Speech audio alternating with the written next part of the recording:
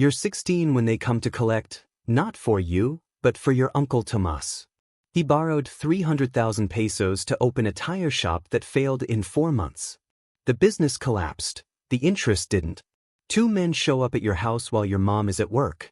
They look at you and ask how old you are. Your uncle starts crying. The deal is simple. You work off his debt, and your mom never finds out. Tomas dies of a heart attack 6 months later. The debt doesn't die with him. They train you in an abandoned factory on the east side. Concrete walls, fluorescent lights, the smell of machine oil. 12 boys, all broke, all hungry. They teach you to shoot AK-47s, AR-15s, and 9mm pistols. The AK nearly dislocates your shoulder the first time. By the end of the week, you can empty a magazine into a target from 30 meters without missing. They show you a 40-minute video. It's your entrance exam. If you flinch, you're out. You watch the whole thing and feel nothing. That becomes your qualification. Your first job isn't a kill. They hand you a package and an address. You knock. A man opens the door. You hand him the package. Inside is a phone with a photo of his family on the screen. The man behind you steps forward and puts 2 rounds in his chest. You're the bait, the face that gets the door open. You get paid 5,000 pesos. Your mom makes 700 a day. 1 dead man equals a week of groceries. The math is clean. The first 6 months are lookout duty, 12 hours on a corner with a prepaid phone. You report patrol cars, military vehicles, unfamiliar faces. A kid 2 blocks over falls asleep on his shift. They find him in 3 municipalities. After lookout, you move packages, drugs, cash, weapons. Once, a cooler too heavy, leaking something that wasn't water. You earn 10,000 pesos that day. Your mom asks where the money came from. You tell her you got promoted at the construction site. She hugs you. You make your first kill at 18. A restaurant owner who stopped paying protection. You walk in wearing a gas company uniform, clipboard in hand. You ask him to sign something. When he looks down, you shoot him twice and walk out. Nobody moves. You go home, shower, eat lunch. Your hands are steady. They promote you to full-time, 15,000 pesos a month plus bonuses. The bonuses have a price list: rival cartel member, 20,000, cop, 10,000, politician or journalist, 50,000, protected witness, 100,000. Your handler is a man called El Rage, the clock. Every job comes with a deadline measured in minutes. Photo, address, routine, time limit. He doesn't care how, he cares when. 1 job hits close. He sends a photo. You recognize a guy from your old neighborhood who used to sell mangoes with chili from a cart on your street. He borrowed money for his wife's surgery and couldn't keep up with the interest, the same math that pulled you in. You drive to his house and see him on the porch. You sit in the car for 40 minutes, then call El Rage and say the target wasn't home. The next day the man is gone. Someone else gets sent. You never find out what happened. That's the only target you ever miss. You develop a specialty, becoming someone else. City worker in a reflective vest. Paramedic with a fake ambulance. Food delivery driver with a pistol in the thermal bag. You walk into places other hitmen would need to force. Hospitals, government offices, school parking lots. People see uniforms, not faces. By your 10th kill, they're not kills anymore. They're completed tasks, deleted files. The hitmen who can't make that switch collapse. Drugs, suicide, fatal mistakes. You survive because you find the off switch for empathy. The first time you see a target on the news, something shifts. The restaurant owner had a daughter about your brother's age. She's holding a teddy bear at the funeral. You watch on your phone while eating cereal. You feel a crack forming and shut it down. You stop watching local news, not because you're afraid of getting caught, but because targets are easier than people with families. Your reputation grows. They call you El Apagón, the blackout. No spectacle, no videos, no public displays. You go in, someone stops breathing, you leave. Your base salary jumps to 40,000 a month. Bonuses push past 100,000. You buy your mom a house, 3 bedrooms, 2 bathrooms. She cries when you hand her the keys. She thinks you work in private security. Your brothers go to a better school with new uniforms and shoes. They look at you like you're a hero. The money changes things in ways you didn't expect. Not luxury, you can't afford to be flashy. No sports cars, no jewelry, no mansion. Attention is a death sentence in both directions. Instead, you pay for a dentist to fix your mom's teeth, a tutor for your youngest brother who's good at math, the mortgage on your aunt's house, a cousin's quinceanera.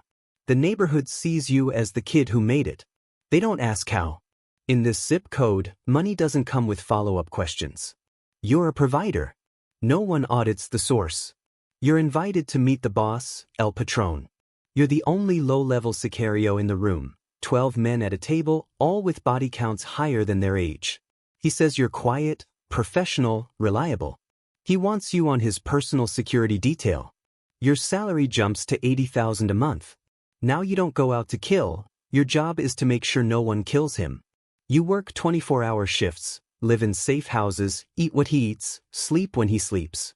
Your rifle is never more than an arm's length away. You sit in on meetings you shouldn't hear. You see suitcases with 50 million pesos. You watch mayors, commanders, and generals bow their heads to a man who never finished high school. The cartel isn't just an organization, it's a parallel state with its own army, courts, and economy. You're a soldier in a country that doesn't appear on any map. You meet Marta at a pharmacy. She's a nurse. She's seen enough gunshot wounds to recognize the calluses on your trigger hand. On the second date, she asks what you do. You tell her enough. She doesn't flinch. She stitched up men like you at 4 a.m. She stays. For 8 months, she's the only person who knows you without the mask. She falls asleep on your shoulder, and for a few hours the world is just breathing in rain. Then they give you a new role, hunting defectors.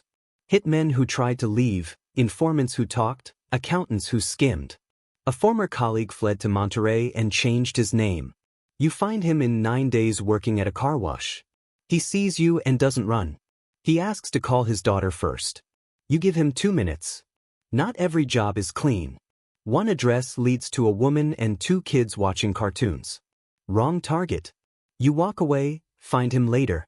But for 3 days you think about those kids, not because you almost killed the wrong person, but because you would have. A territorial war lasts 2 weeks. Urban combat, daily shootouts, grenades, .50 caliber rounds through walls. Schools close. The city empties. You lose 3 from your unit and confirm 5 kills. When it ends, there's no celebration, just exhaustion. You sit in a safe house cleaning your rifle and notice your hands shaking. Not fear, just accumulated recoil. The shaking stops after 3 days. The ringing in your left ear doesn't.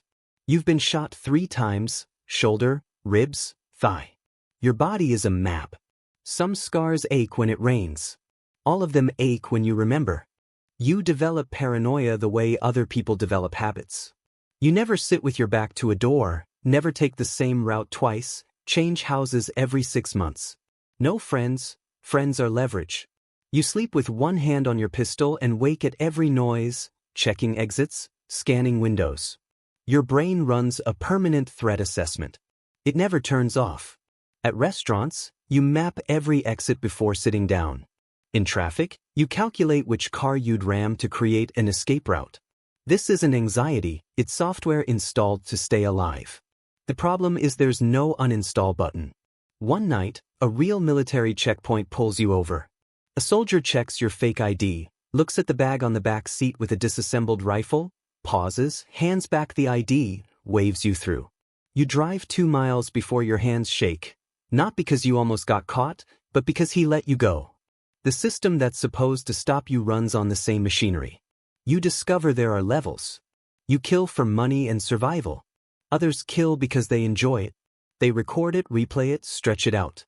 You still have a line, thin, almost invisible, but there. They crossed theirs so long ago they forgot it existed. Marta leaves on a Sunday. No screaming, no tears, just one bag. She says she can't watch you die in installments. Every time your phone rings after midnight, she rehearses the call from the morgue. She loves you. That's why she's leaving. They offer you cell leader, more money, more power. You decline. Leaders are targets. You just want to keep breathing. 90% of the guys who trained with you are gone, dead, jailed, disappeared. They make you an instructor. You're 24 and already a veteran. The kids they bring in are 15, 16.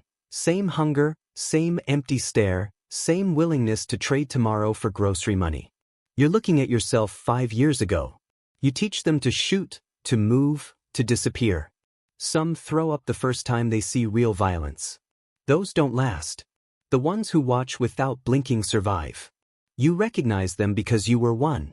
You keep a go bag by the door, $100,000 fake IDs, a satellite phone, a pistol.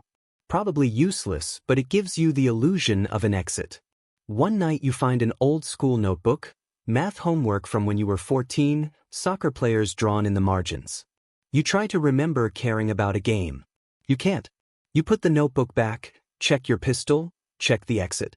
Your youngest brother comes home with expensive sneakers you didn't buy. A friend gave them to him. You know what that means. A recruiter doesn't give a 14-year-old 3,000 peso shoes out of friendship. You find the guy, break 3 of his fingers, tell him your brother is off limits. Your brother doesn't speak to you for 2 weeks. You'd rather have his silence than his recruitment. Then you meet Sombra, 16, quiet, a fast learner, your exact replica from 5 years ago. They start giving him jobs. You watch his numbers climb the way yours did. A colleague tells you the organization thinks you're getting expensive. Sombra isn't your apprentice, he's your replacement.